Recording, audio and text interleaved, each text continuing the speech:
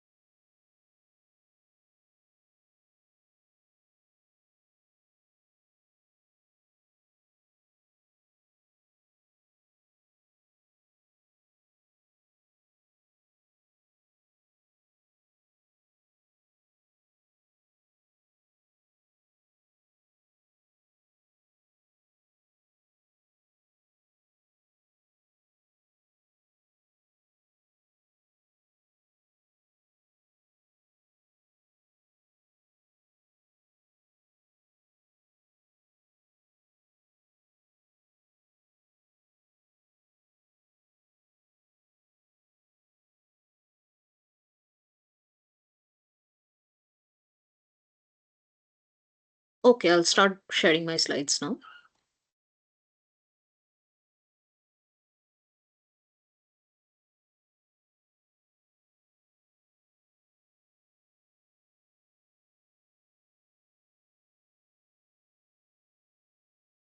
I hope my slides are visible. Just a second.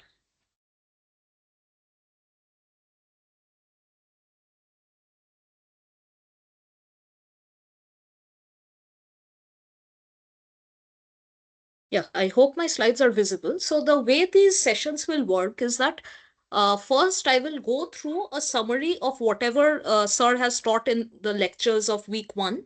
So there were 5 lectures in week one. I will go through the important points of each lecture and summarize everything that was taught. And at the end of the class, we will go through some sample problems. So while solving the problems, I'll discuss the concepts in the problems also.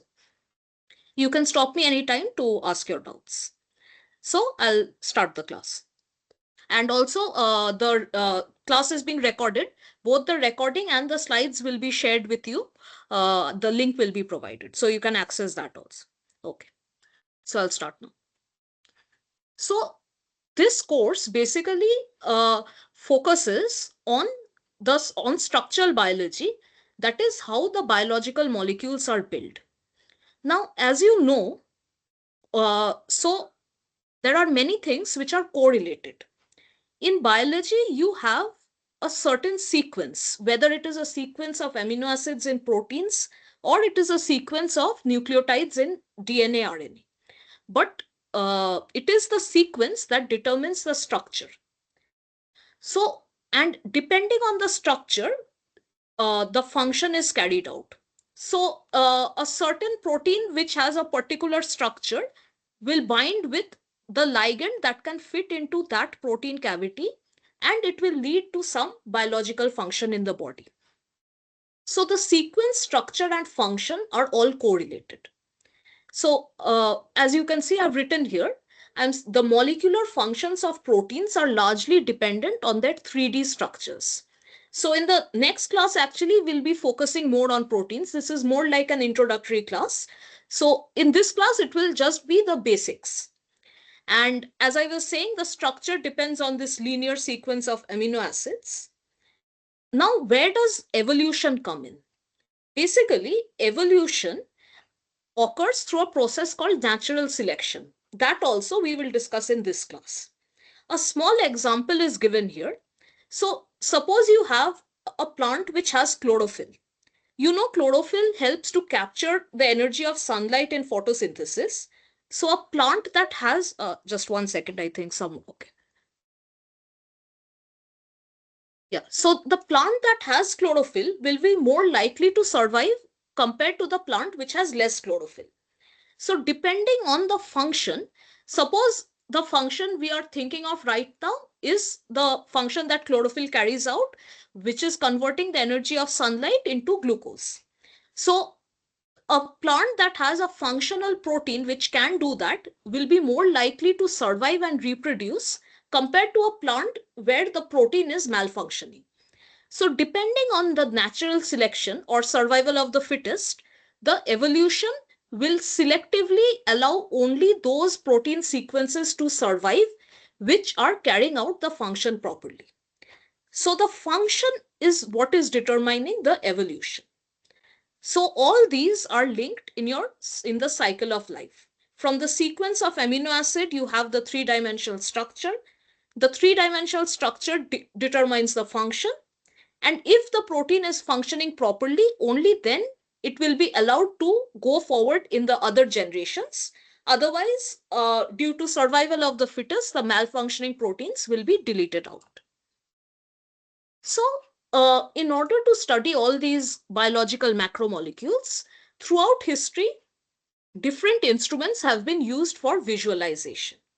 Initially, a very simple glass sphere was used, and at the magnification initially, which was only 9 times, just 1 second, I guess someone.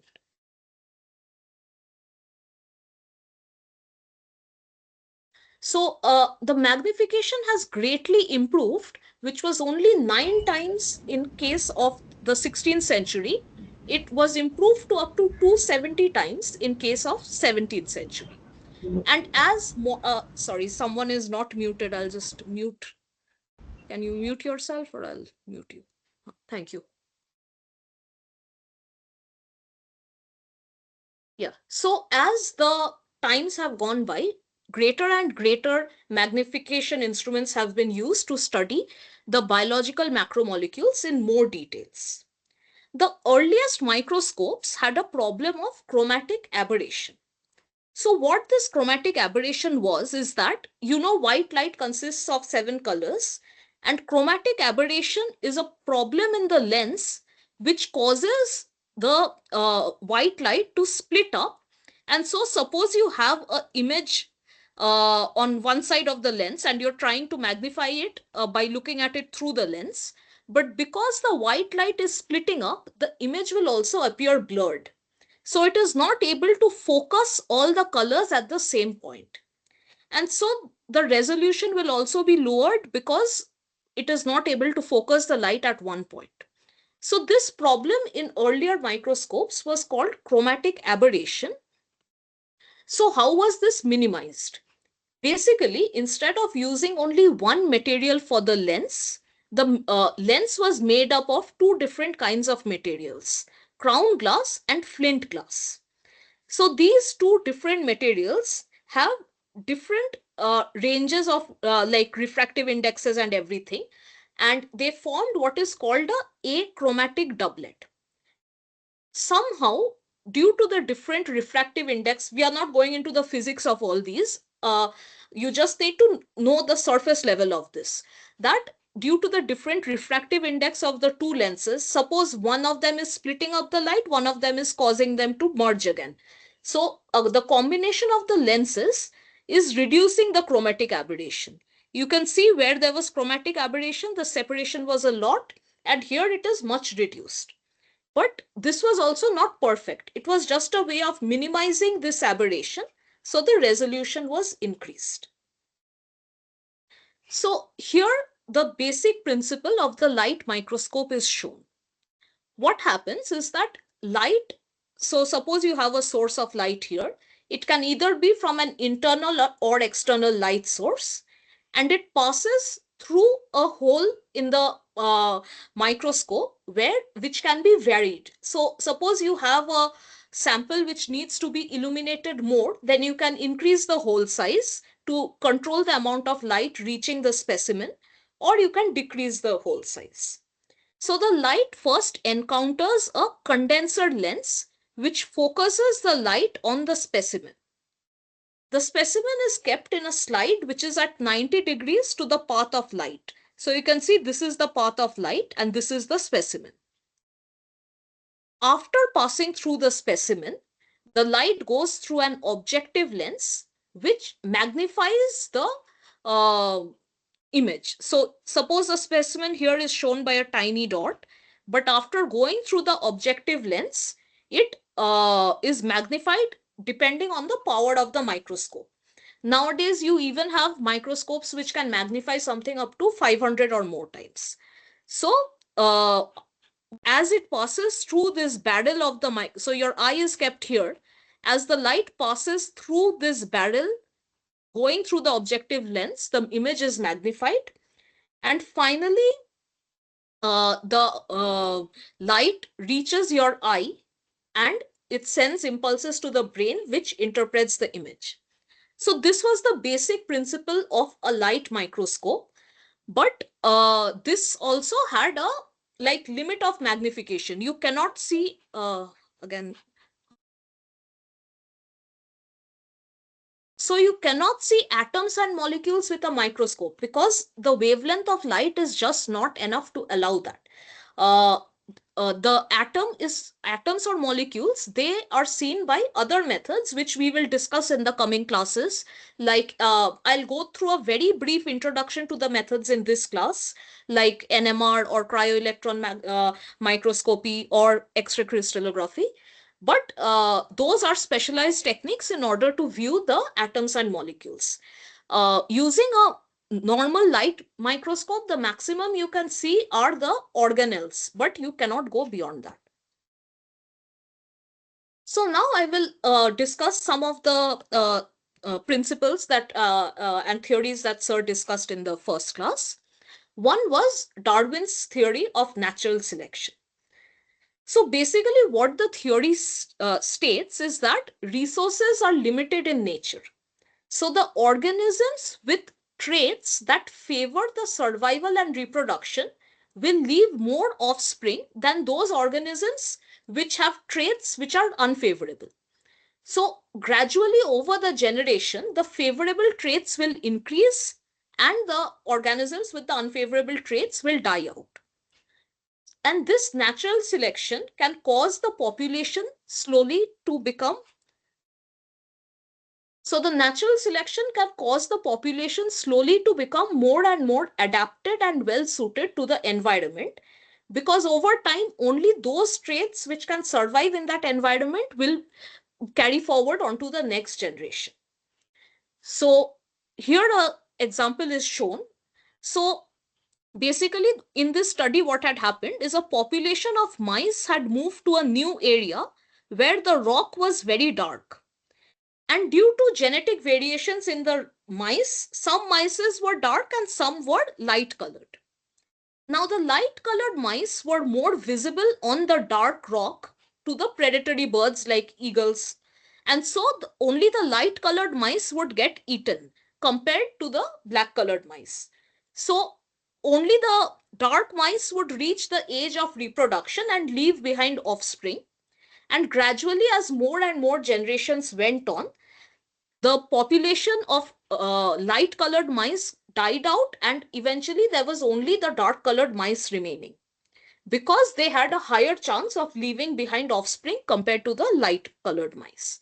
So this was a very practical example of natural selection where the particular trait that was necessary for survival on this dark colored landscape, which is the property, the gene that carried the dark color, that enabled the mice to survive. So only that trait was carried forward in the next generations. So this was the theory of natural selection. Now again, as I said, this class will mostly be introducing only the basics. So we'll discuss also the laws of heredity put forward by Gregor Mendel. So in the laws of heredity, there are three laws. One is the law of segregation, which states that hereditary units are paired in the parent and segregate during formation of gametes. So two pea plants are there. One is a tall, which has two T gametes, and the capital T being dominant and the small t being recessive. If you can have another plant which has one dominant, one recessive, that will also be tall because the capital T is dominant. And you can have a dwarf plant which has both small t genes. So in the law of segregation, you can see that during the formation of gametes, the heredity units are separating. So if you have two pea plants having capital T, small t, then the capital T and small t will separate out before formation of the gametes. The law of independent assortment states that each pair of units is inherited independently of all other pairs. So four combinations are possible. One where both are capital T, which will result in a tall plant. Two where one is capital T, one is small t. This can happen in two cases. In both cases, the plant will be tall because the capital T is dominant. And there will be only one case where you have both of the small t. Then the plant will be a dwarf plant because only the recessive gene is present. So this is showing the law of independent assortment, because independent of what you get from one parent, the gene you get from the other parent will be completely independent. The law of dominance maintains that trait units act as pairs. In case of a pair with contrasting traits, the dominant one appears in the hybrid offspring, although the recessive one is present, which we already discussed. When you have capital T and small t, the recessive small t is present, but what is being expressed is the tall gene, that is the capital T gene. So these are the laws of heredity put forward by Gregor Mendel. Now there are certain experiments which were carried out in earlier times in order to understand the things which we now know as fact. So earlier, so how was DNA found to be the genetic material? This was done through a series of experiments, the first of which was Griffith's experiment. So Griffith had a hypothesis that in dead bacterial cells, there is some material that can transform living bacterial cells. So what he did, he took the bacteria Streptococcus pneumonia, and firstly he took the living strain, S strain, which is virulent, which means it can cause infection. So when mice were injected with this, they died because the S strain is virulent. In a parallel experiment, he did an experiment with the R strain, which is non-virulent. So the R strain does not cause any infection. So when mice were injected by it, the mice lived. In the third experiment, he took the S strain, but he killed all the bacteria by heating it. In that case also, the mice survived because all the bacteria were dead. The fourth case was the most important one, where he took the virulent S strain, which was heat killed, but he also mixed it with the non-virulent R strain, which was living. However, still the mice died, even though the virulent S strain was dead, but the non-virulent was living, and but still the mice died. So this indicated that there is something in the dead virulent strain that is transforming the R strain to become S strain, which is causing the infection, and ultimately the mice is dying. So there was something that is being passed from the dead bacteria to the living bacteria, and it can cause a non-virulent strain to become virulent. Now we know this is DNA, but at that time it was not known, and it was called the transforming principle. So at that time, it was not known whether this transforming principle was RNA, DNA, protein, lipid, or carbohydrate. So the next set of experiments was done to determine that.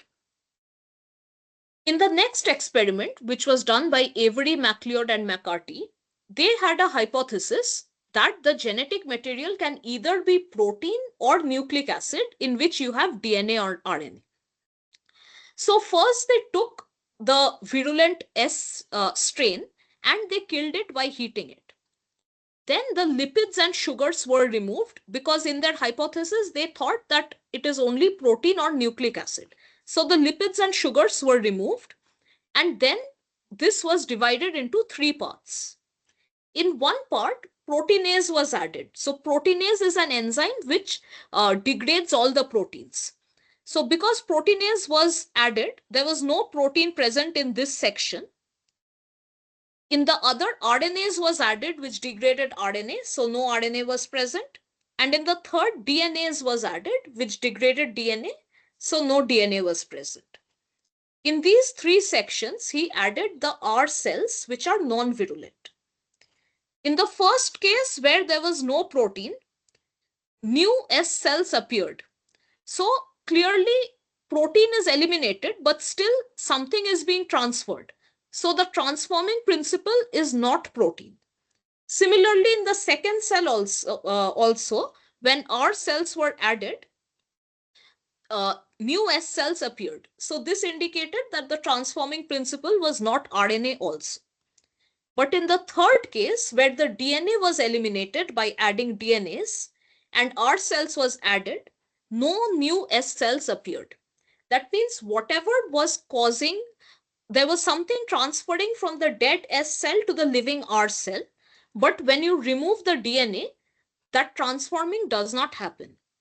So this indicates that the active genetic principle was DNA, since the transforming activity could be destroyed by DNase, that is deoxyribonuclease, an enzyme that specifically degrades DNA.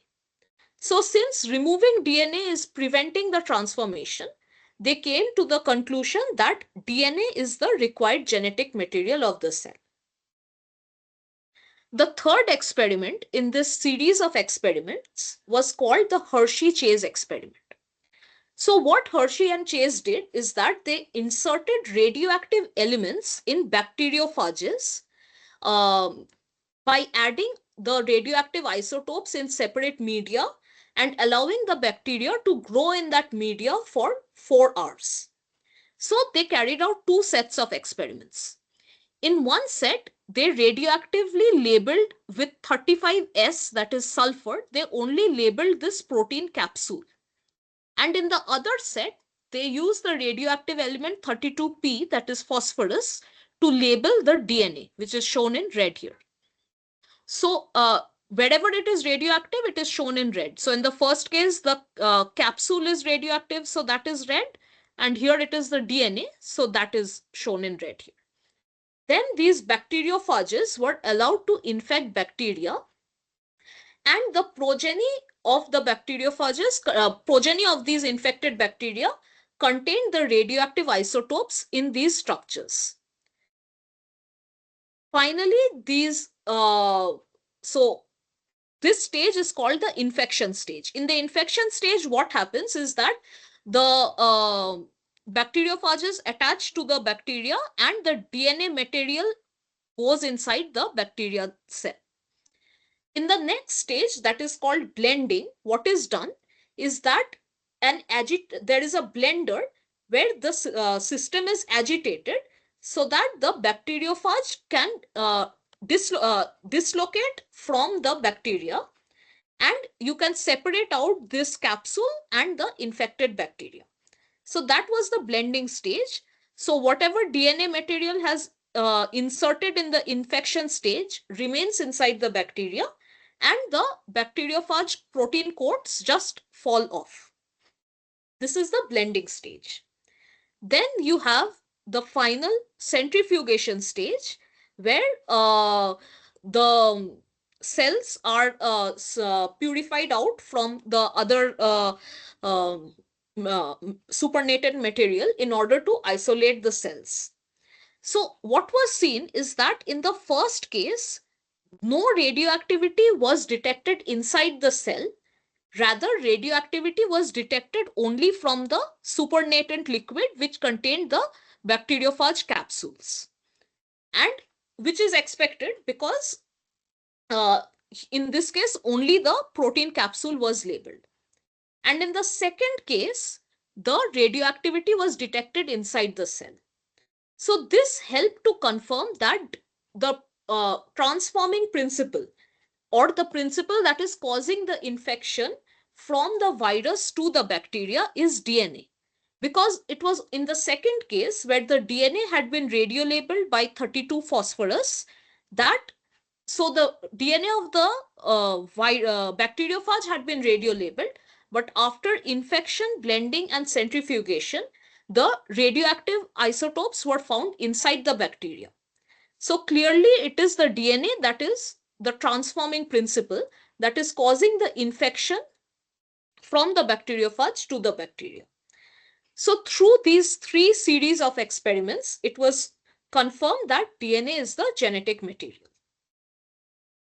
So now we will go into what are the biological macromolecules that we will be dealing with in this course. Now there are four major classes of biological macromolecules. Firstly, you have carbohydrates. Carbohydrates are the immediate sources of energy in living organisms. And why they are called carbohydrates? Because they have a general formula of CH2O whole N. So carbo due to carbon, and hydrate because of the H2O water. Now the simplest carbohydrates are monosaccharides, and they are the building blocks of more complex carbohydrates. Here three monosaccharides are shown: glucose, fructose, and galactose. So basically they consist of 4 or 5 membered rings, and they have uh, multiple alcohol groups attached to the ring. So those are monosaccharides. Disaccharides are formed when two monosaccharides come close to each other and there is a dehydration reaction. So you can see that in fructose, if if this H is lost, and in glucose if this OH is lost, so in total a water molecule is lost and glucose and fructose are attached by a bond called the glycosidic bond. Then it forms a disaccharide because two monosaccharides are there, and this bond is called a glycosidic bond. Similarly, so a disaccharide formed of glucose and fructose is called sucrose. And if it is formed from galactose and glucose, it is called lactose, which is what is found in milk. So this is only two monosaccharides. If you have multiple monosaccharides connected by each other connected to each other by such glycosidic bonds, then that forms a polysaccharide. So you have multiple glucose, like you have polymers where uh, there are huge number of monomeric units. Similarly, glycogen is a polysaccharide where there is a huge number of glucose units connected to each other by by glycosidic bonds. So that is the basics of carbohydrates. The second biological macromolecule is fat.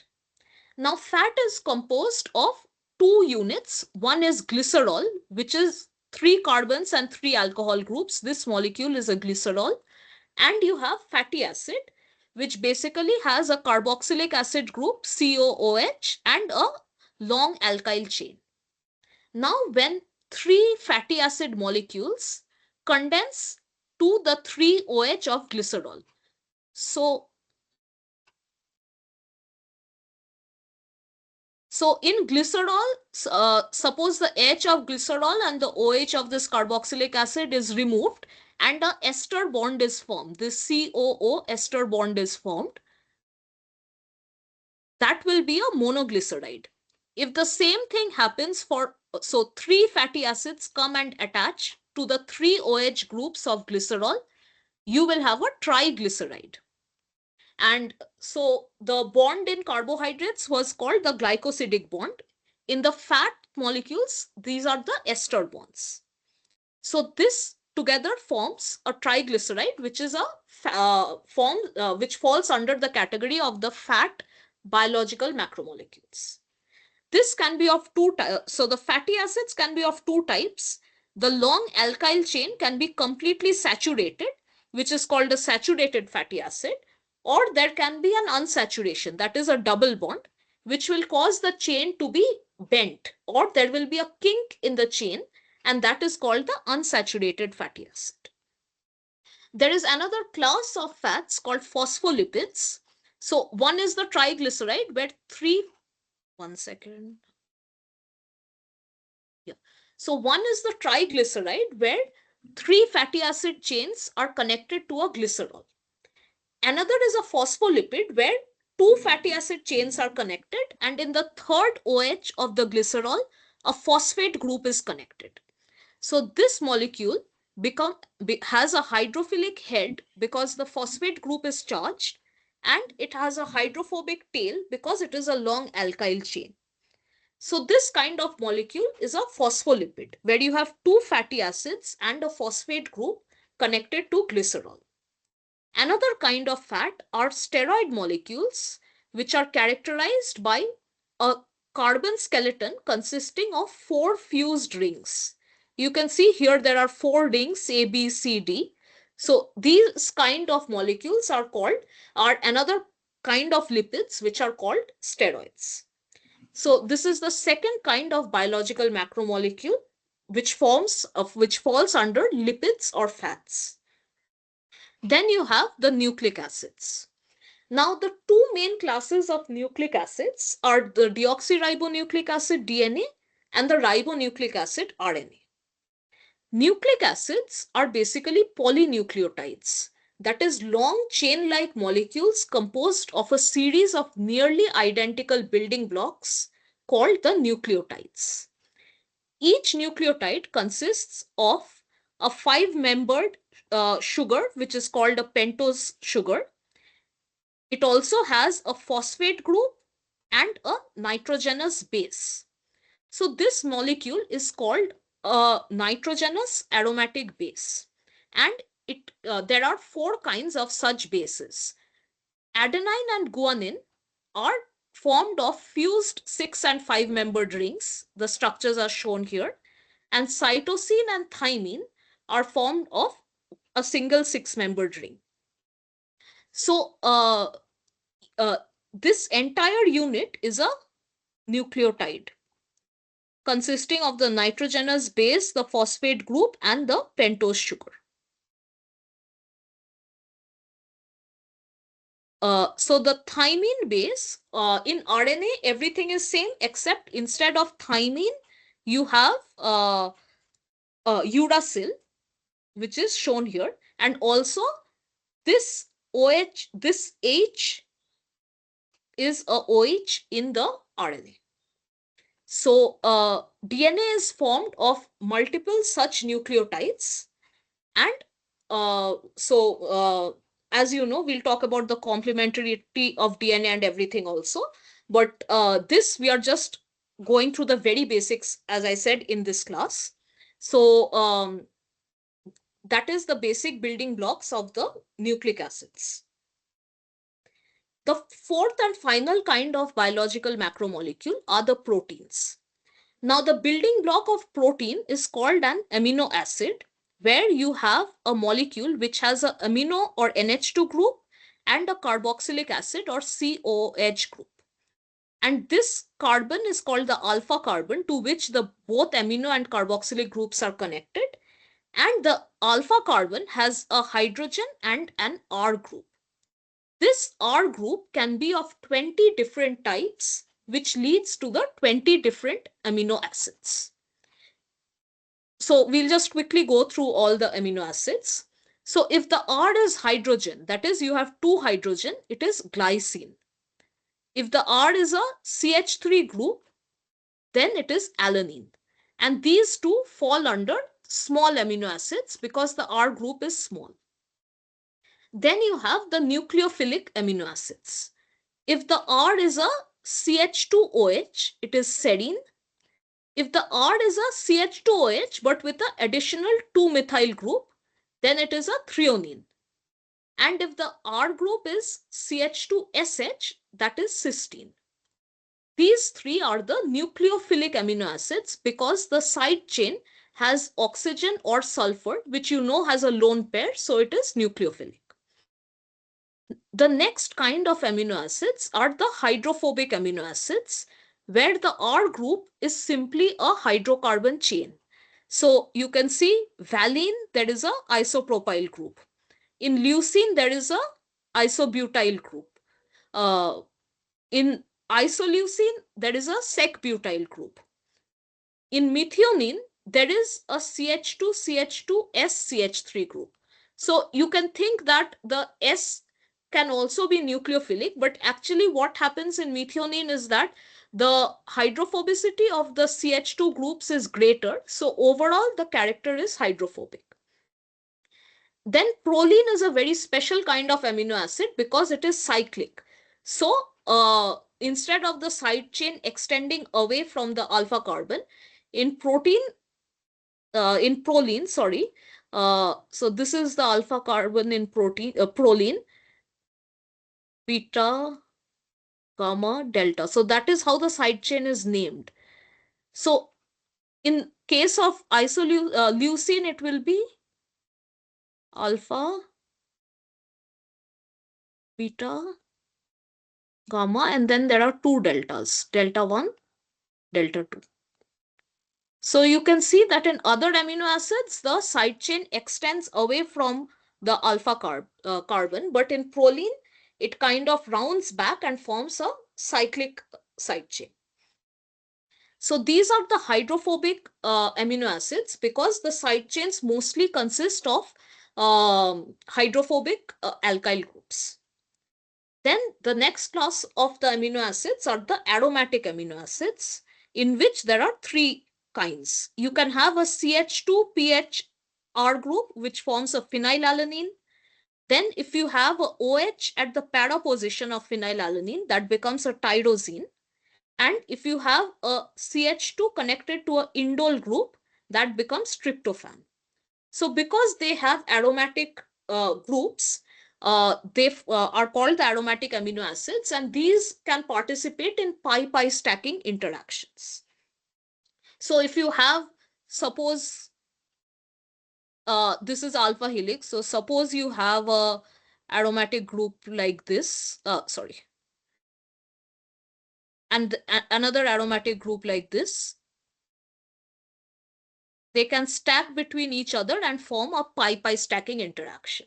So depending on the kind of amino acid, the position in the protein will also vary. Then you can have acidic amino acids. So in aspartic acid, the R group is CH2COOH. And in glutamic acid, there is one extra CH2. So CH2CH2COOH. So acidic amino acids, the side chain R itself has a carboxylic acid group. Then you can have an amide group in the side chain. So basically aspartic acid, but instead of COOH, it is CONH2, that is asparagine. And glutamic acid, but instead of COOH, you have CONH2, that is glutamine. So these are the amide side chains of the amino acids. And the last kind of amino acids are the ones which have basic side chains. Among them, there is histidine.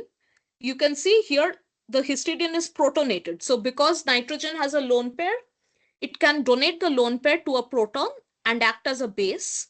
So histidine here is with the pyrrolidine ring, it is protonated. Then you can have lysine, which has a long CH2, CH2, CH2, CH2 chain terminating in a NH2 group. Again, this NH2, because of the nitrogen lone pair, it acts as a base. And finally, you have arginine, where there is a guanidinium group. So there are multiple NH2s, and arginine is also, the side chain is basic. So the last three amino acids, the side chain is basic. So, and all amino acids, as you can see, they have a 3-letter code. Like for alanine, the 3-letter code is ALA, and the 1-letter code is A. So we will go more into details of proteins in the next class. But the basic thing you have to remember is the structure of the 20 amino acids and their 3-letter code and 1-letter code.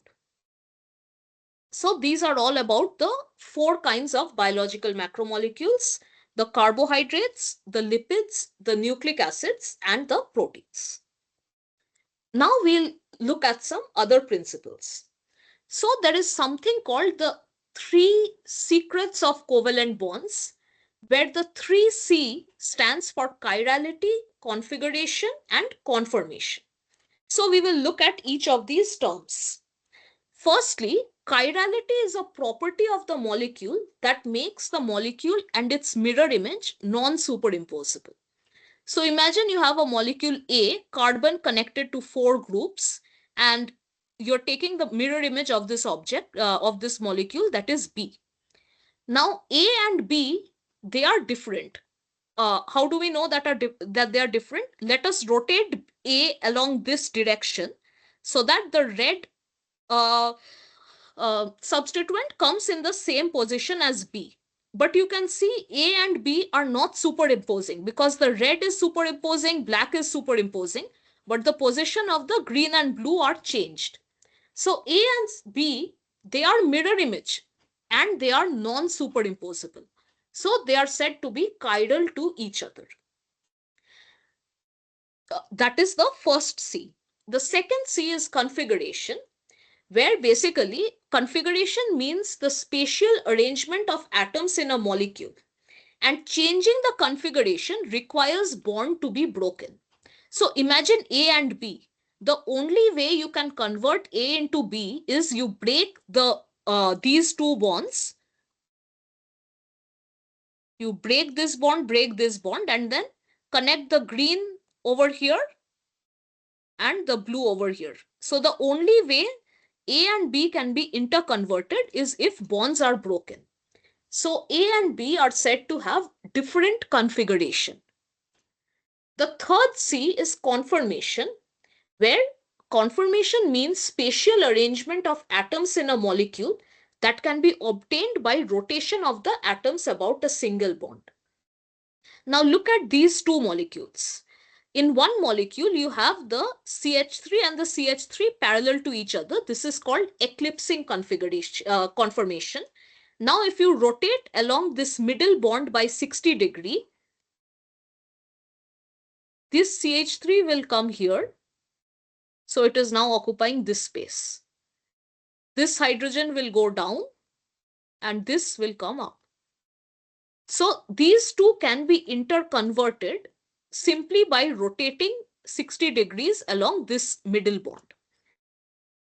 Then these 2 are said to have 2 different conformations, because to interconvert, you don't need to break bonds, you can just rotate. And you know single bonds can freely rotate, so they are interconvertible. They just have different conformations. So that is the difference between configuration and conformation. Now we will move on to the summary of the lecture 3, where basically we are it will focus on decoding the biological macromolecules. So firstly,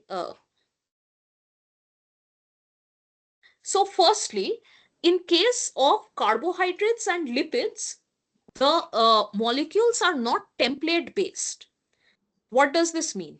We just talked that two monosaccharides can come together and there will be elimination of a molecule of water to form a glycosidic bond, that is a disaccharide.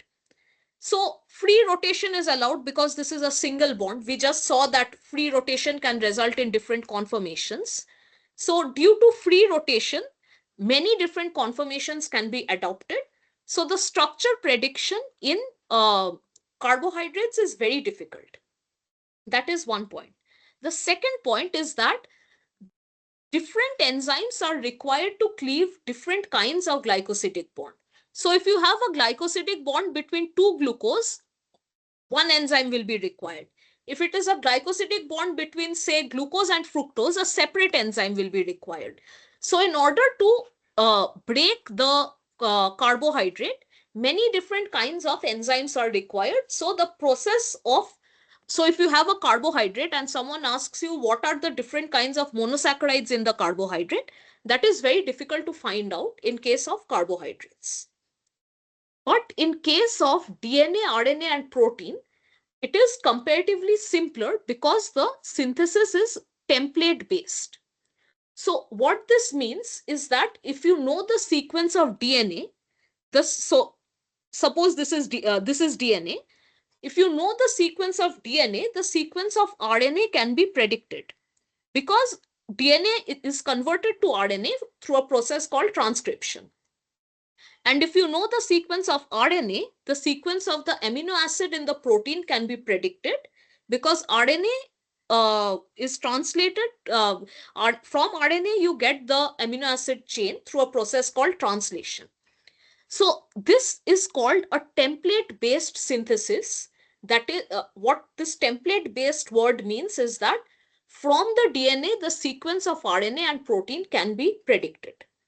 So there are different methods that have been found for sequencing DNA and proteins, which we will discuss in the coming slides. Now, so that is basically what we said is that in case of carbohydrates or fatty acids, the number of different monosaccharides can be very large and there is no standard template for them. Like in DNA, you have 4 nitrogenous bases, ATGC, and in proteins, you have 20 amino acids, that is fixed. But in case of carbohydrate or fatty acid, you don't have any such uh, uh, basic building block that is fixed. And so it is very difficult to decode carbohydrates or lipids. Other than that, even in the same organism, depending on the food that the organism is taking, the carbohydrates and lipids that are in that organism will vary. But DNA, you know, it is a constant genetic code that is the same in all humans. So that way also, it is easier to decode DNA or proteins compared to carbohydrates and lipids. So there is a method of protein sequencing.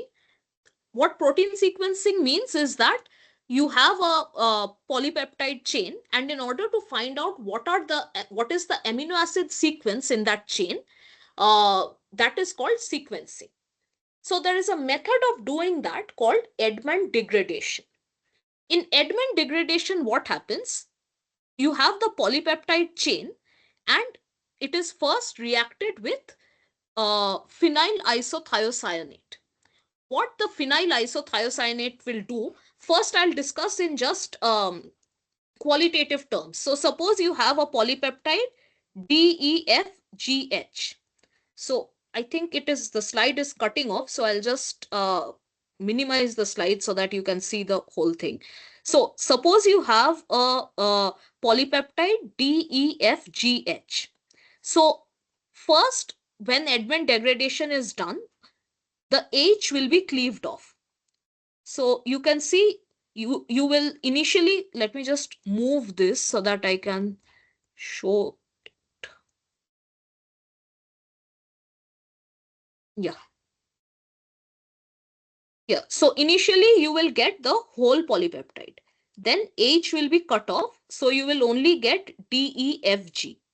Then G will be cut off. So only DEF. Similarly, one by one, the amino acids will be cut off from the amino terminal of the polypeptide, and so you will get a variety of fragments. So from these fragments, they can be separated by electrophoresis and the mass can be obtained.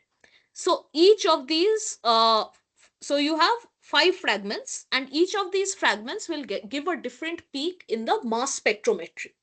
So from this, the sequence can be determined. That is the qualitative explanation of Edman degradation. Now, chemical wise, what is happening is that when phenyl isothiocyanate is added, this is the peptide chain. In the amino, so in the peptide chain, you have the amino terminal where there is an NH2. The NH2 attacks the carbon of phenyl isothiocyanate, and this CN double bond breaks to give NH. So this forms a phenyl thiocarbamyl derivative. Then in low pH, what happens? This kind of cyclization reaction happens. So here the amino terminal, the lone pair of N will transfer here. The CS double bond will break and attack the carbonyl here, and the rest of the amino acid will cleave. So you can see here, this is where the bond is breaking. So from the amino terminal, one amino acid is getting cut off. It is going with the phenyl isothiocyanate, and the rest of the polypeptide chain is just falling away. So that is like the first step where the H is cut off and you are left with DEFG. Then on the DEFG, again this reaction when it is carried out, then now the new amino acid on the amine terminal is G. So now G is cutting off. So this is how you get different fragments by carrying out the Edman degradation multiple times.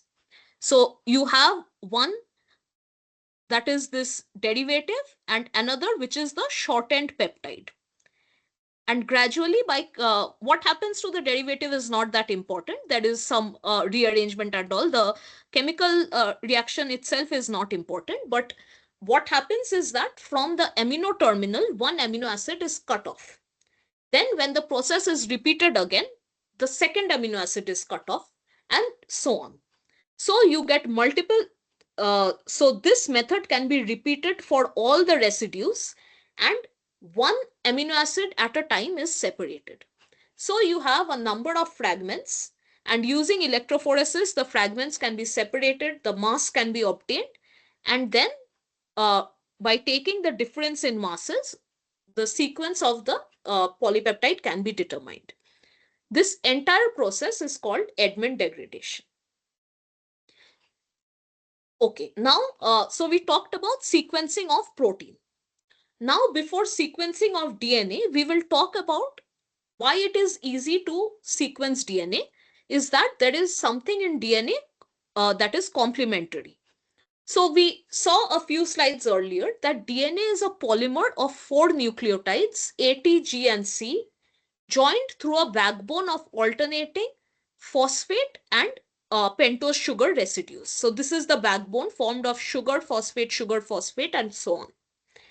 Now these nitrogenous bases occur in complementary pairs. Adenine bonds with thymine through 2 hydrogen bonds, and guanine bonds with cytosine through 3 hydrogen bonds. So A will always pair with T and G will pair with C. So this complementarity helps us to predict RNA from DNA or protein from DNA also. So this structure, along with the molecule's chemical stability, makes DNA the ideal genetic material. So we saw that DNA was found to be the ideal genetic material, and why that it is also like the good for, we'll talk about DNA replication in the coming slides, and you will see that why, because of this complementarity, DNA is the best when transferring from one generation to another. And because of the complementarity of the base pairs, there is a mechanism for replication of DNA, and transmission of genetic information. So that brings us to DNA replication. Now, DNA replication has some steps. The parent DNA molecule has two complementary strands of DNA, where A is pairing with T and G is pairing with C. The first step is called unzipping, which is carried out by an enzyme called helicase, which breaks the hydrogen bond holding the complementary bases of DNA together. So you can see the two strands of DNA have separated out because of this enzyme called helicase, which is breaking the hydrogen bonding. Then complementary nucleotides move into position to bond with complementary bases on the DNA chain. This is called complementary base pairing. So you have one strand where A is free. So the thymine nucleotide will come to bind with A. Then where C is free, G will come to bind with it, and so on. So each parent strand, shown in dark blue, serves as a template that determines the order of the nucleotides along the new complementary strand. This light blue is the new complementary strand that is forming, and this dark blue is the parent strand. So like this, complementary base pairing is happening to form two separate DNA molecules. And finally, the new sugar phosphate backbone is also formed. So the new nucleotides that are joining, you can see they are initially separate, but then they also join together. The sugar phosphate backbones join together using a DNA called, using an enzyme called DNA polymerase. And DNA polymerase has a very unique feature where it can check for mistakes as it goes.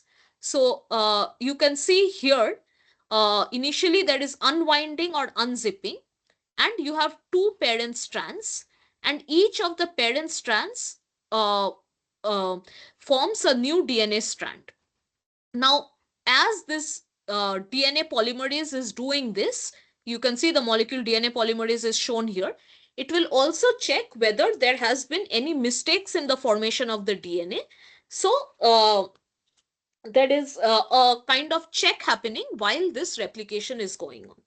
So these are the basic steps of the DNA replication process. And because of the unique feature of complementarity of base pairs, the replication happens very easily. So this brings us to the central dogma of molecular biology, where you have DNA, and DNA can replicate, we just saw. Then there is a process called transcription, which converts DNA to RNA. And there is a process called translation, which converts the RNA to proteins. This process is this entire thing, DNA to RNA to protein, is the central dogma of molecular biology, because it is the protein that is responsible for all functions in the cell. Now we will talk about, just one second, again, this is cutting out for, so I'll just reduce. Yeah. Now we will talk about something called the polymerase chain reaction, or PCR, which is used to amplify large quantities of DNA if you have small quantities. So why this is essential is, suppose we need a large quantity of DNA to carry out some experiments, but only a small quantity has been isolated. So then what is done is this process called polymerase chain reaction to increase the quantity of DNA that we have. In this, the first process is denaturation. So you have a small quantity of DNA, which is shown here. The two strands are separated by heating the initial DNA to around 95 degrees Celsius. So you can see the two strands separate out. This is called denaturation. Each of these strands can now act as a template on which the new strand is built. That is the second process, that is annealing.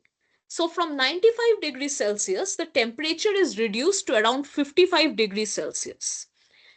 At this temperature, like in the case of DNA replication we just saw, DNA primers are added onto this template strand. So primer is a small strand of nucleotides which is added onto the template strand according to complementarity. And this is why this addition of the initial primer is needed, is because DNA polymerase can only add a nucleotide if you have a pre-existing OH group. So this primer is providing that OH group. After that, the process of DNA replication takes over, where uh, the DNA polymerase simply moves along the parent strand, and one by one it adds nucleotides, similar to the case of DNA replication. And for this, the temperature is again increased to around 72 degrees Celsius. So uh, I'll quickly go through it again. Initially at 95 degrees Celsius, the strands are separated.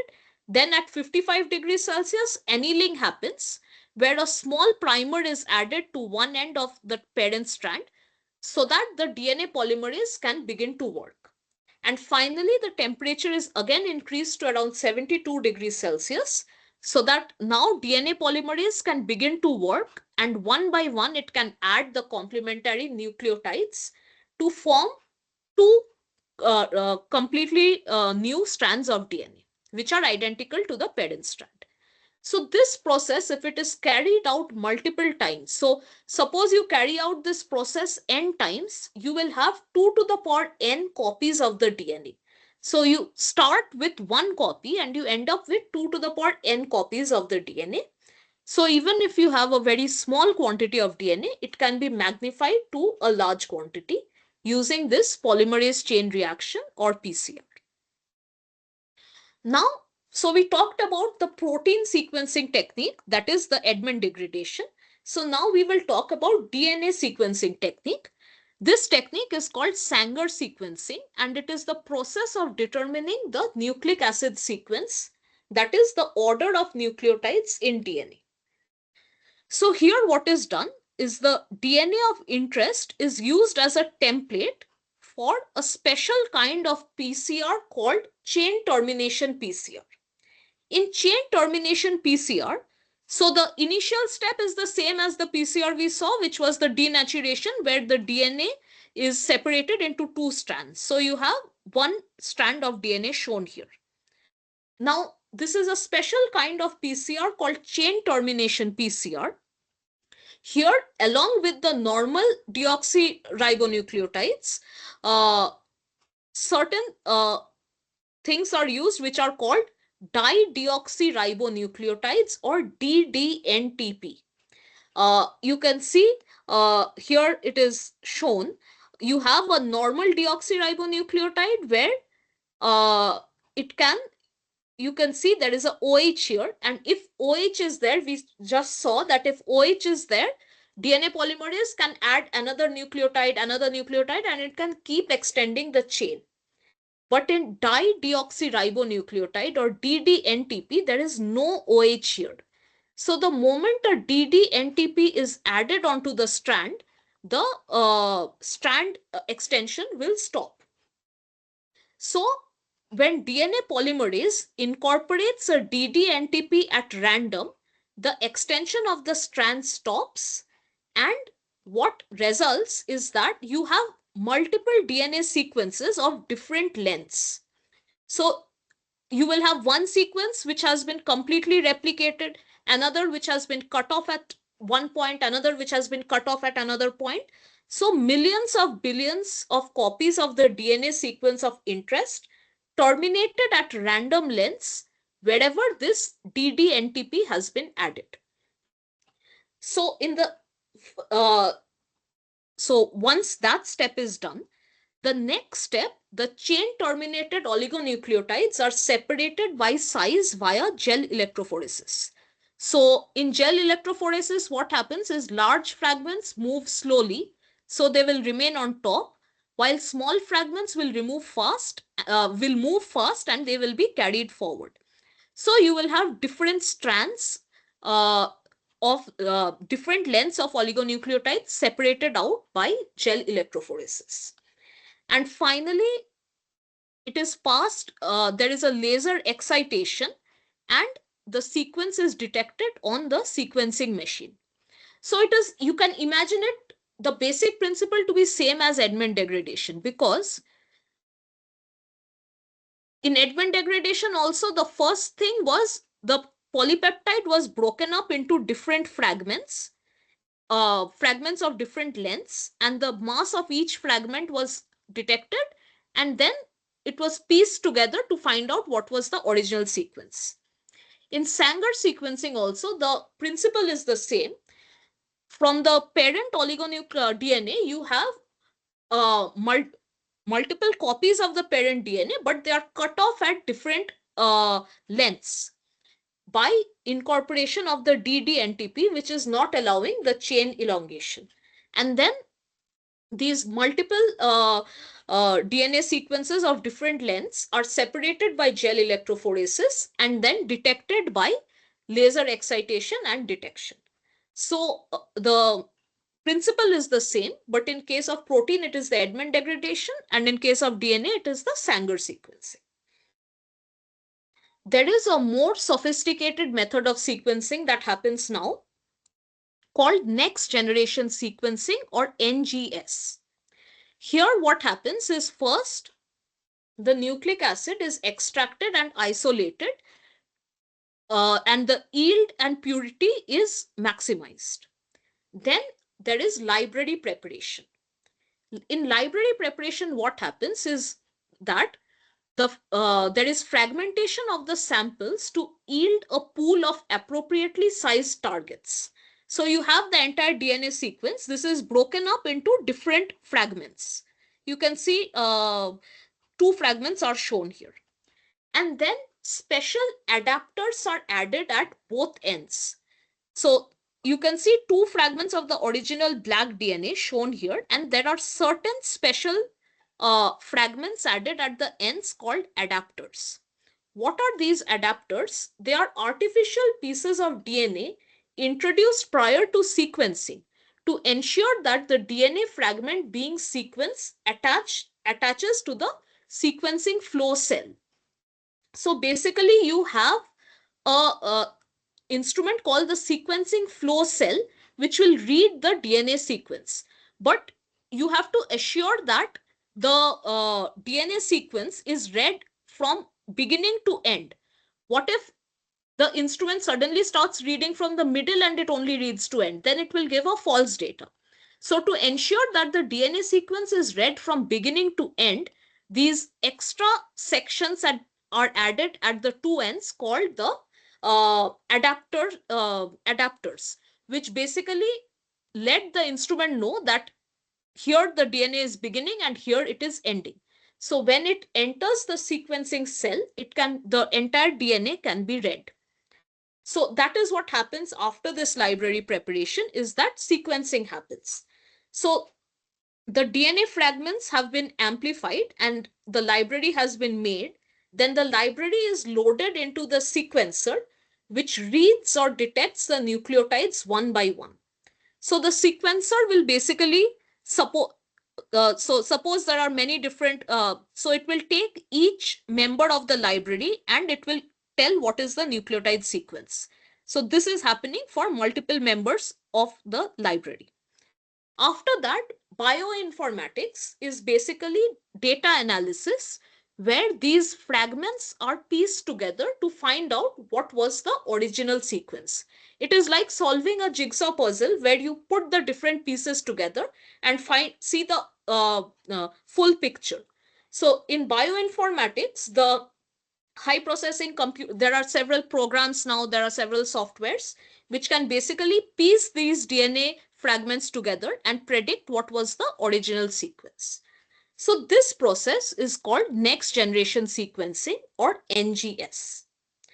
So there are several advantages of NGS over the traditional sequencing, that is the Sanger sequencing. Firstly, in NGS, you can generate many millions of short DNA sequences in parallel. You have to remember, in Sanger sequencing, in order to generate uh,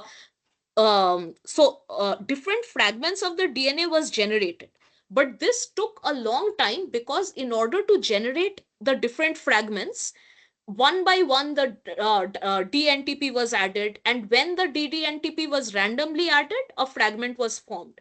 So this entire process took a lot of time.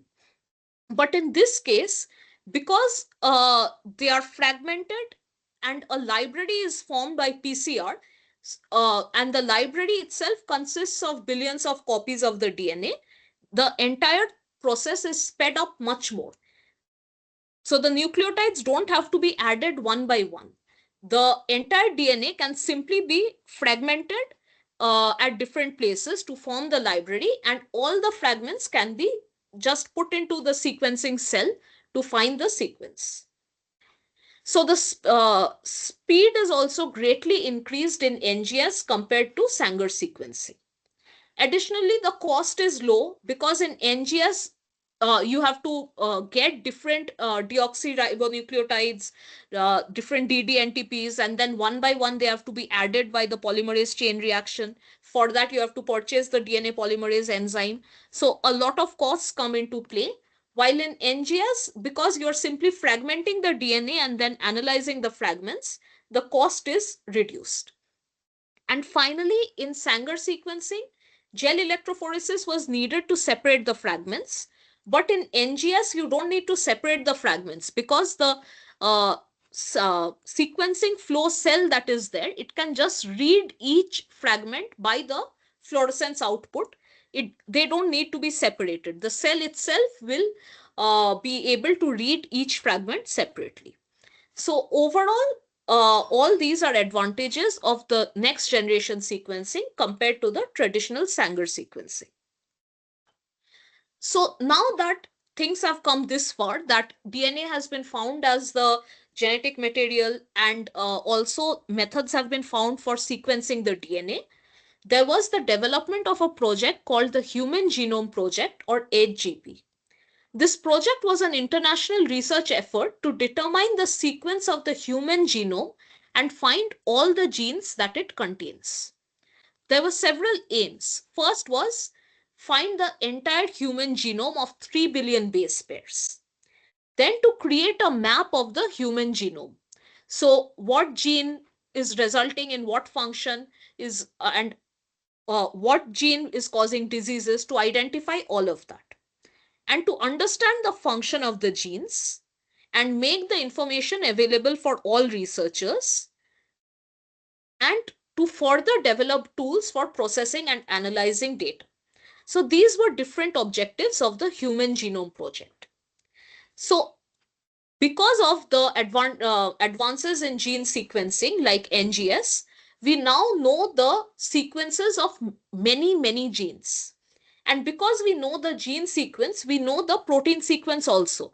Because we saw that from the gene sequence, the RNA is formed, and from RNA, protein is formed. So knowing the sequence of the gene will give the sequence of protein also. However, we still don't know the three-dimensional structure of the protein. So this is something that work is still going on. So based on all this, several databases were created. In this case, a database is referring to a set of related data which helps the data to be organized. So instead of just being random, like available just as a whole, the data has been broken up into different databases which can be accessed very easily. The first protein 3D structure database was established in 1971 called the Protein Data Bank, or PDB. So whenever any research group found the three-dimensional structure of a protein, they deposit it in the PDB and it can be accessed by any researchers all over the world. In PDB, how each protein is identified is by a certain ID number which consists of 4 numbers and letters. And the first one is always a number. So you have 2GDN. So total 4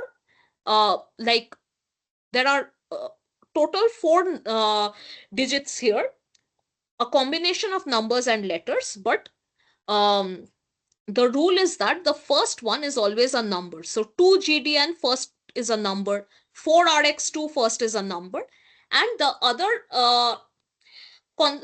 thing is that higher the number, more recent the structure. So in this case, you have three protein structures, and the most recent structure is this 4RX2. So these are just the naming conventions when you are depositing a structure in the PDB, and all the structures in the PDB are available to be accessed by researchers all over the world. So this is the protein three-dimensional structure database. There is also something called the UniProt, that is Universal Protein Resource, which is the protein sequence database, and it was established in 2002. So while PDB has a collection of the three-dimensional structures of different proteins, the UniProt has a collection of what is the amino acid sequence of the protein. So similarly, for UniProt also, each protein has a different ID. And these are two databases which help researchers even today in finding out more about the functions of the proteins and how they are related to the 3D structure and sequence. So after completing the Human Genome Project, we enter into the post-genomic era, which enables the journey from sequence to function.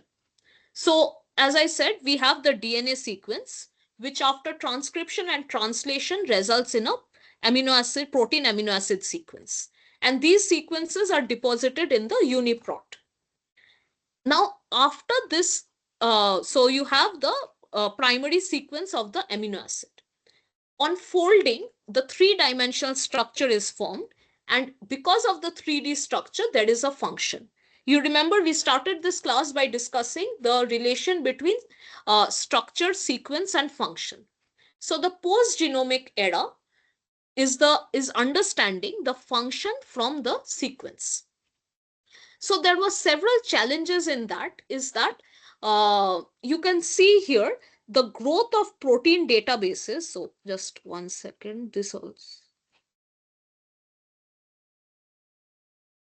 You can see here the blue line stands for the PDB structure, that is the three-dimensional structure of the protein, and the red line stands for the UniProt sequence, so the sequence of proteins. You can see that as years pass, we are understanding the sequence more and more, but it is getting, the understanding of structure is not that fast. Understanding the three-dimensional structures has slowed down compared to understanding the sequence. So that is a challenge that is still faced today, that decoding the structure is much more difficult compared to the sequence. But we need to understand the structure as well to understand the function. So in order to understand the structure, there are several methods. Firstly, again, in the subsequent classes, we will go into each of the methods in detail. This is just a basic overlook of all the methods. So one method of understanding the three-dimensional structure of proteins is X-ray crystallography.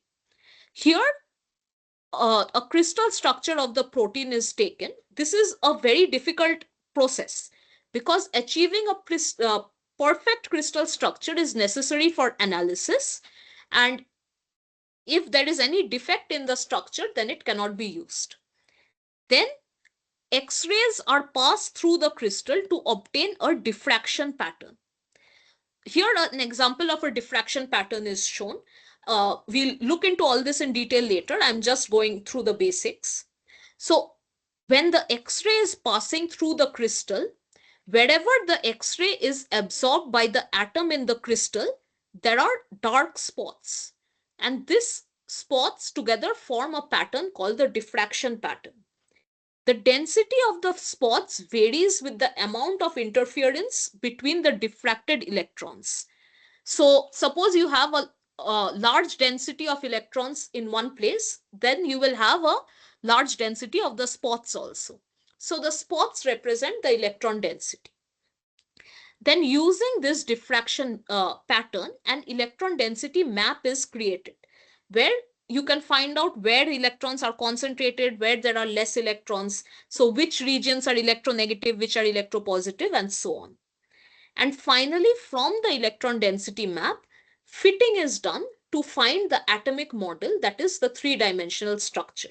So suppose wherever there is high electron density, it is probably a group like hydroxyl or amino. Where there is low electron density, it can be some hydrophobic groups. So properly fitting all this using Fourier transformations and different softwares to obtain a three-dimensional atomic model.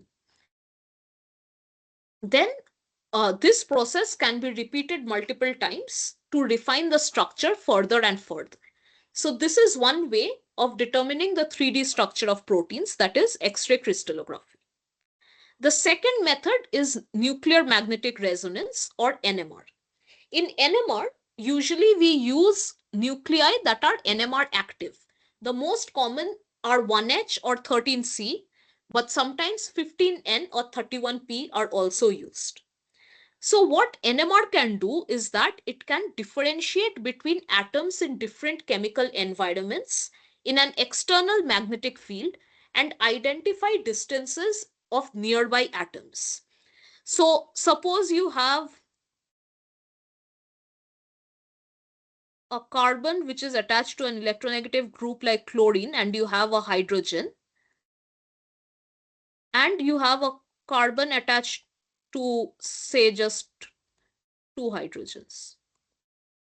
So NMR will be able to differentiate between this hydrogen and this hydrogen because they are in different chemical environments. That is simple 1D NMR. And in two-dimensional NMR, what happens is that suppose you have a helical structure and you have one hydrogen here, another hydrogen here. So two-dimensional NMR will tell you the distance between these two hydrogens. So if you find the distance, you can reconstruct the three-dimensional structure.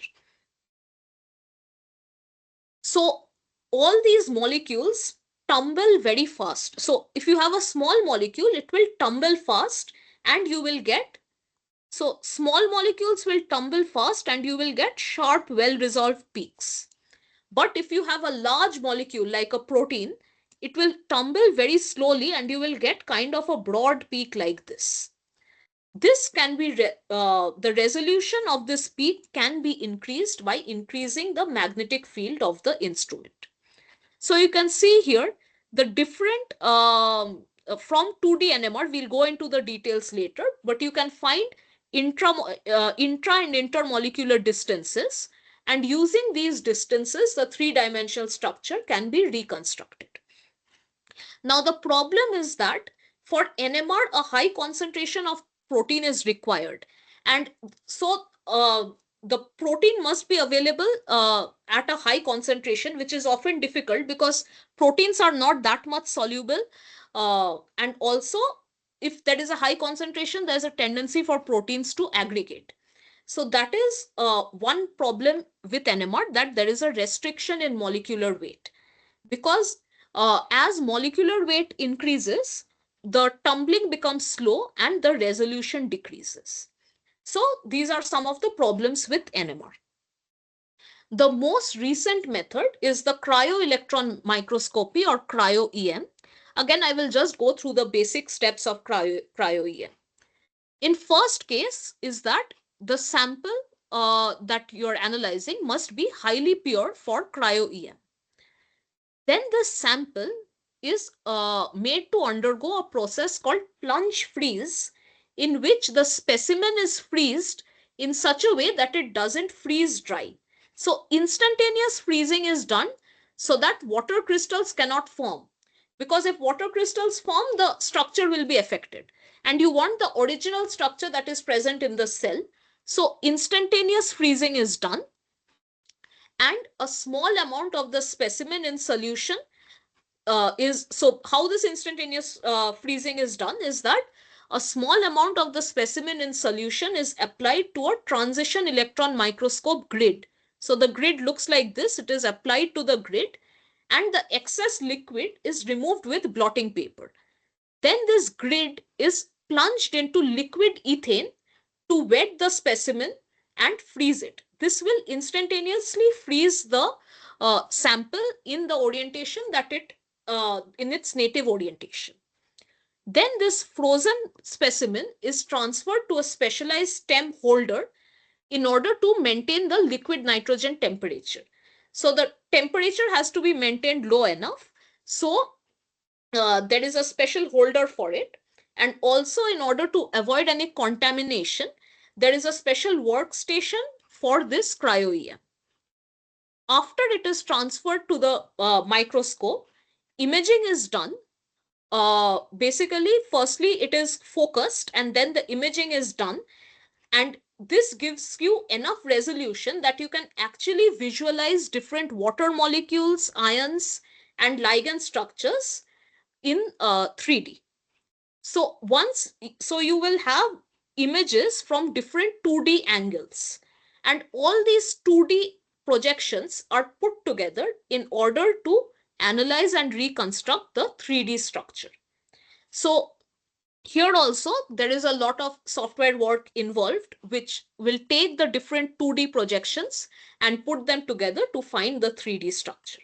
So this is the most advanced method so far in order to find the 3D structure of proteins. Again, we will go into details later, but this is the basic process of cryo-electron microscopy. So now that we have gone through this, I will be discussing some sample questions. We have covered all the, just 1 second, I think someone's. So we have covered all the lectures of week 1. So now I will be going through some sample questions. The first question is asking how X-rays are produced. So the answer for that is C. That is, sorry, 1 second.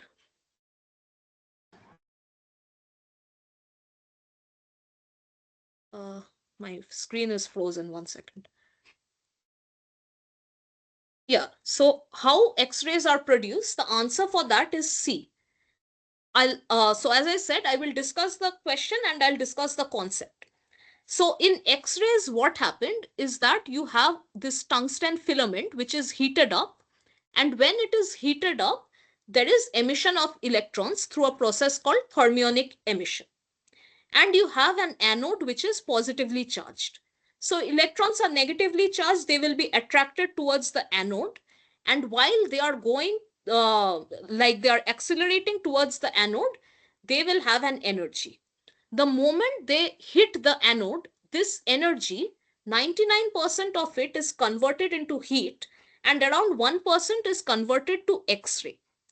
So these X-ray photons that are formed, they are released in a beam with a range of energy.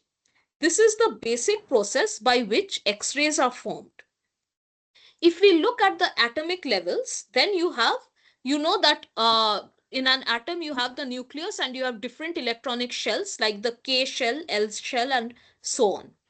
Now, when the electron is being struck by, so you have thermionic emission of electrons. So this electron is going, this is the electron that is emitted from the tungsten filament, and it is going and striking an electron in the K shell of the atom, and it is knocking this electron out. So this red electron, it is being knocked out and an empty space is being formed here, which is being filled up by an electron in the outer shell. When this outer shell electron is coming to fill up the space of this electron that has left, then an energy is released, and this is what forms the X-ray. So this is the basic principle of formation of X-ray. I'll just repeat it. So you have electrons which are emitted by heating up the tungsten filament. These are the thermionic emission of electrons. These electrons go and hit an electron in the inner shell of the atom, like the K shell, and this electron is knocked out of the K shell, leaving behind a vacant space. In this vacant space, an electron from the outer shell comes to occupy this vacant space, and the energy that is released in this process is what forms the X-ray. So now if we go back to the question, you can see how the X-ray is produced. The answer C is saying, in the case of loss of inner shell electron, one of the electrons from outer shell will fall into the vacant orbital with the simultaneous emission of X-ray photon. So the correct answer is C, which is what we just discussed, that the inner shell electron is lost and the outer shell electron comes to fill up that space, and the energy released in this process is what is forming the X-ray. The next question I will be discussing is that which of the following are helix breakers? Again, before we discuss the answer, I'll discuss the concept. So again, we'll go into these details of secondary structures in the next class, but I'll just briefly discuss it now. So you have alpha helix, which is a secondary structure formed by a polypeptide chain.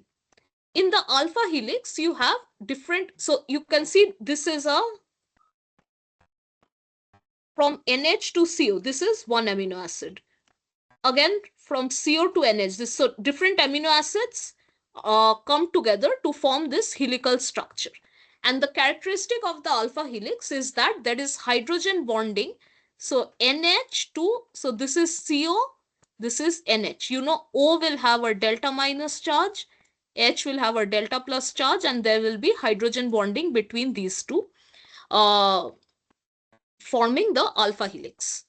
Now, when you have a proline, this kind of hydrogen bonding is not possible, because in proline, suppose you have a proline in a residue, so this N is connected to a CO, C double bond O. Sorry, I'll just once discard.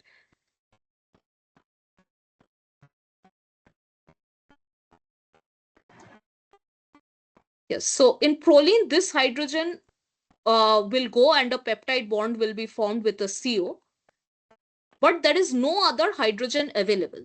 So in a general amino acid, you have NH2. So one hydrogen can be lost to form the peptide bond, and the other hydrogen will participate in this hydrogen bonding. But in proline, you have only one hydrogen which is participating, which is lost during the formation of the peptide bond. You don't have the second hydrogen, which, so wherever proline is there, it cannot participate in hydrogen bonding. So it will break the alpha helix because it will not allow the hydrogen bond to form. So in the options you can see here, proline is a helix breaker, and it is only there in option A. So clearly option A is the correct answer. But why is glycine a helix breaker? That also we'll discuss. So these are again, like, we'll go into these concepts later, but I'll just say in very basic now. So basically in other amino acids, the R group is large. So the amino acid can only take certain configurations, otherwise there will be steric interactions with the R group. You can see in the helix, the R groups are far away, that they can't, there is the van der Waals interaction between them are minimized. So that is the case in most amino acids. But if you have an amino acid like glycine, where you don't have R group, you only have two hydrogens.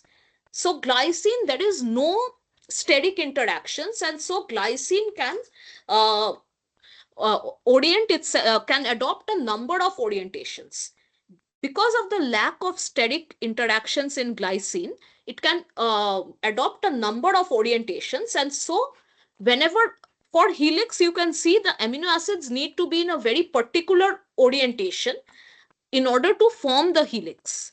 But glycine can form many other extra orientations because it has no steric interactions due to the lack of the R group. So whenever glycine is there, it will also cause the helix to break, because glycine can adopt a number of different conformations. So we'll go into the details next class, but that is the basics of it. Now, there was a question that which of the following is not correct about X-ray crystallography. So let us look at each option. First option is saying in X-ray crystallography, proteins need to be grown into large crystals in which their positions are fixed in a repeated ordered fashion. This is correct, because we just saw that very perfect crystals are needed for the proteins in order to study them by X-ray crystallography. The second point is that protein crystals are illuminated with intense X-ray beam. This is also correct because we saw that in X-ray crystallography, the first step is that the crystal is illuminated with the X-ray beam. The next point is saying the X-rays are deflected by electron clouds surrounding the atoms in the crystals to produce a regular pattern of diffraction. So this also, if we go back to the X-ray crystallography slide, you can see that the X-rays we just saw, if you see point 2, that X-rays, wherever they are being absorbed by atoms or they are deflected by electrons, they will leave behind dark spots, which is the diffraction pattern. And that is what this is saying, is that X-rays are deflected by the electron clouds and a diffraction pattern is produced. So this is also correct. So the incorrect statement is option D, because it is saying that it is illuminated by a infrared beam. It is not an infrared beam, it is a X-ray beam. So option D is incorrect, and the question was saying which is incorrect. So the correct option is option D. So yeah, that is what it's just repeated here. Then there's a question: which of the following information is responsible to specify the three-dimensional shape of protein? So we'll look at the concepts again. So the first option is saying peptide bond. Peptide bond is simply the bond formed between two amino acids. So you have, say, one amino acid here, one amino acid here. This bond, CONH bond, is the peptide bond. But this is simply telling you the primary sequence of the, so the peptide bond is not responsible for any three-dimensional structure. It is just the connectivity between the different amino acids. So option 1 is removed. Option 2 is the non-covalent interaction between amino acids. Now, what are these interactions? Basically, they can be of many different types. They can be hydrogen bonding interactions between CO and NH or between CO and OH. They can be ionic interactions. So suppose you have a lysine which has a basic side chain which will have NH3 plus, and you have aspartic acid which has acidic side chain COO minus. So the plus and minus charge, there will be an attraction as ionic interaction. Or if you have two lysine residues close to each other, there will be a repulsion between the positive charges. So these are ionic interactions. Then there can be hydrophobic or van der Waals interactions. So if you have an alkyl group and an aromatic group, or two aromatic groups or two alkyl groups close together, there are van der Waals interactions between them, which are part of hydrophobic interactions. So these are all non-covalent interactions, which are weak interactions, but these determine the three-dimensional structure of the protein. Here an example is shown. So suppose you have a three-dimensional structure of the protein where the helices are shown in red here, and different beta sheets.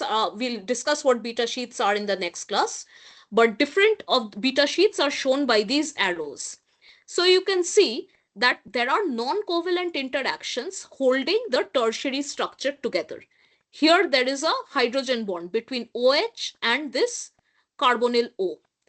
Then there is something called a disulfide bond. So we saw that cysteine side chain has a CH2SH. So if two cysteine side chains come together, they can form a disulfide bond. Or if two alkyl groups come together, they can form hydrophobic interactions. So like these, different non-covalent interactions hold the tertiary structure together. So tertiary structure is actually determined by these weak non-covalent interactions. And so option B is the correct option. So next we have a question that which of the following codons encode cysteine? Again, we'll first discuss the topic. So there is something called triplet coding, where three nucleotides encode an amino acid. So here you have two strands of a DNA, and these are the different nucleotides. The nitrogenous bases are shown, ATGC. So three nucleotides are coding for one amino acid. So suppose you have three nucleotides ABC, they will give rise to one amino acid. DEF will give rise to another amino acid. So like this, from the DNA sequence, you can get the sequence of the protein or the polypeptide. So this is called triplet coding because three nucleotides are coding for one amino acid. Now, this is the genetic code. You have four nitrogenous bases, ATGC, in DNA, and there can be several combinations of these nitrogenous bases. There are some points about the genetic code. First is that the genetic code is degenerate.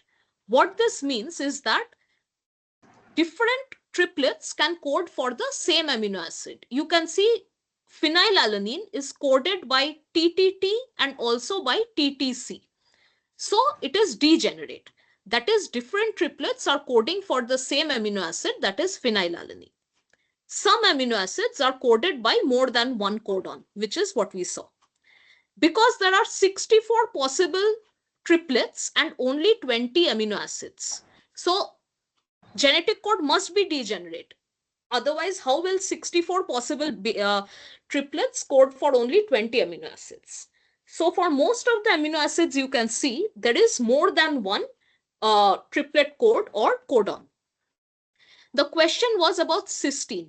Cysteine is coded by two triplets shown here, TGT and TGC. If you go back to the question, TGC is option A. So the correct answer is option A, that which of these codes for cysteine is option A.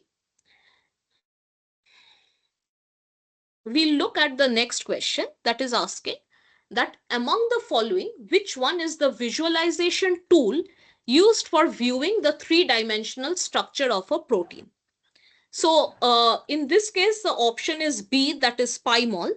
And the others are used for different functions, which we'll discuss later. But I'll give you a brief look into PyMol. So this is the PyMol software. I'll open one PDB structure and show you.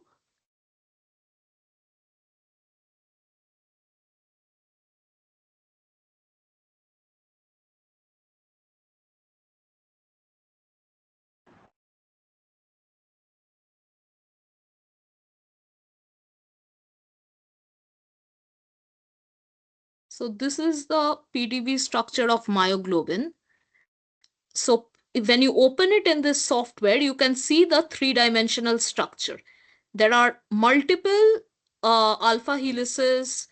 These red things are the water molecules. You can enhance or you can turn the structure as you want. You can enlarge or reduce it. The main point is this software is helping you look at the three-dimensional structure of the protein. So the correct, so it is a visualization tool used for viewing the three-dimensional structure of the protein. The correct answer is B, that is PyMol. Now this question is asking, just one second, then my slides are frozen. This question is asking, what is a tool to perform the molecular dynamics of a protein?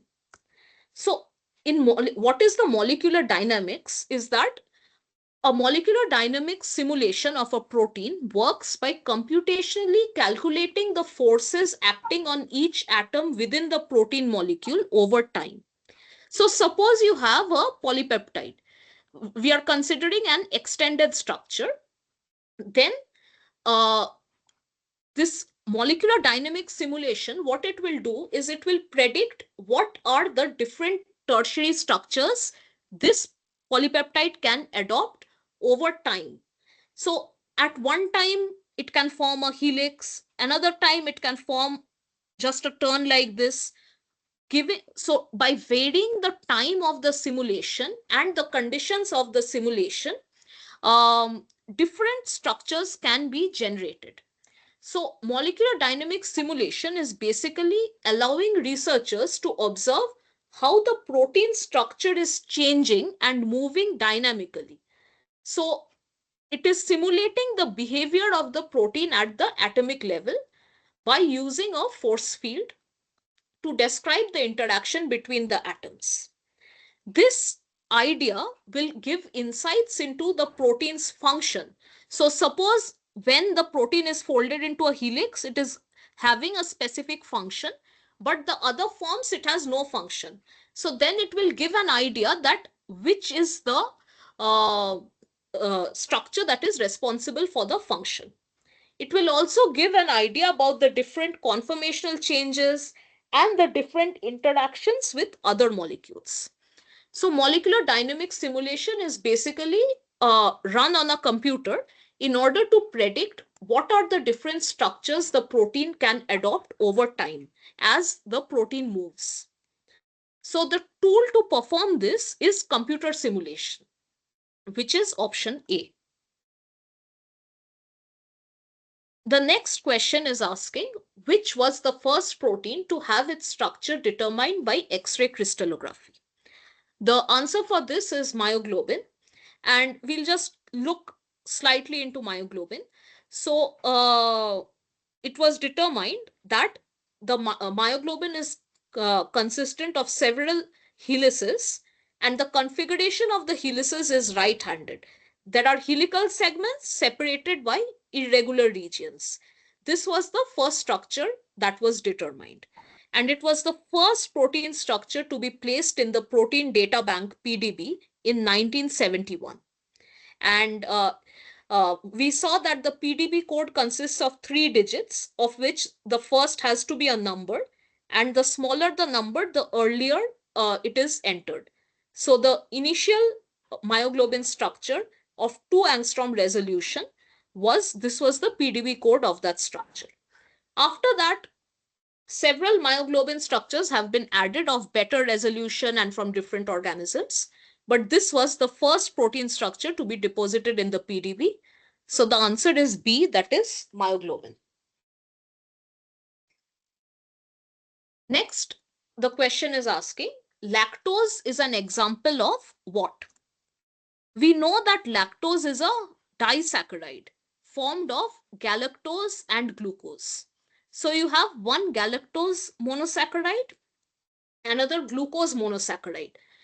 When a water molecule is, so OH from galactose and H from glucose is lost to form a glycosidic linkage, and this molecule disaccharide is a lactose. So lactose is a disaccharide, that is A. This question is asking which bond is formed in the polymer formation of nucleotides in DNA. So we know the answer is phosphodiester bond. So you have one nucleotide consisting of a pentose sugar, nitrogenous base, and a phosphate group, and another nucleotide. Again, a water molecule is lost, which is called a condensation reaction, and they are connected by this linkage, which is called the phosphodiester linkage. So the nucleotides are connected in DNA by the phosphodiester bond, that is B. So in case of carbohydrates, it is the glycosidic bond, and in case of DNA, it is the phosphodiester bond. This question, which I think is the last question, yeah, it's the last question that I have, is that what does electrostatic surface potential represent? So we will look at electrostatic surface potential. Basically, it is a three-dimensional map of the molecule's charge distribution, and it is also known as electrostatic potential map or molecular potential surface.